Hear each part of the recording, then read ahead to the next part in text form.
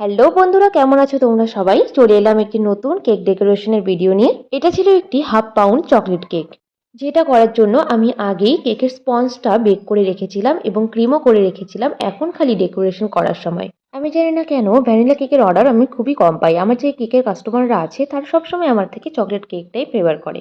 এটা ছিল একটি বৌদির বার্থডে কেকের অর্ডার। এই কেকটা অর্ডার দেওয়ার সময় বৌদির যে হাসবেন্ড সে আমাকে বলে যে 400 টাকার মধ্যে একটি কেক করে দিতে। তারপর সে আমাকে যে ছবিটা দেয় সেটা হলো একটি ফন্ডেন্ট কেক এবং তার দাম প্রায় 1000-এর মতো হবে।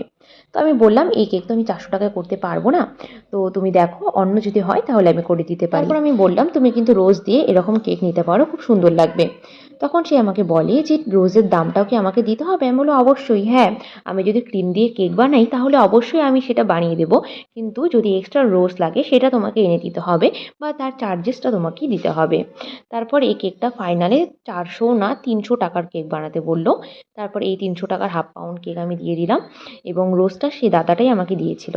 আমি বুঝি না কেন কিছু কিছু মানুষ ভাবে যে কেকের পেছনে হয়তো আমাদের পুরো টাকাটাই লাভ হয়, আমাদের কোনো খরচাই হয় না।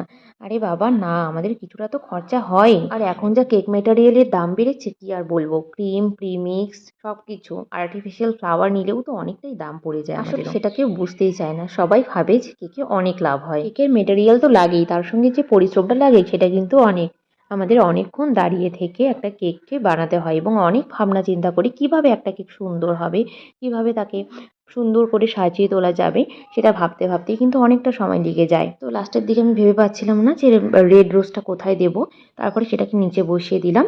তো বন্ধুরা, এই হচ্ছে আমার কেকের ফাইনাল লুক। আর ওই বৌদিটার নাম ছিল ইতি। ইতি লিখে দিলাম আর সঙ্গে ক্রিম দিয়ে কয়েকটা লাভ শেপও দিয়ে দিলাম। সঙ্গে রয়েছে গোল্ডেন পেপার।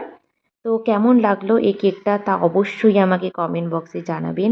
আর এরকমই আরও মজার মজার গল্প শুনতে অবশ্যই আমার সঙ্গে থাকুন, চ্যানেলটি সাবস্ক্রাইব করে রাখুন। ধন্যবাদ।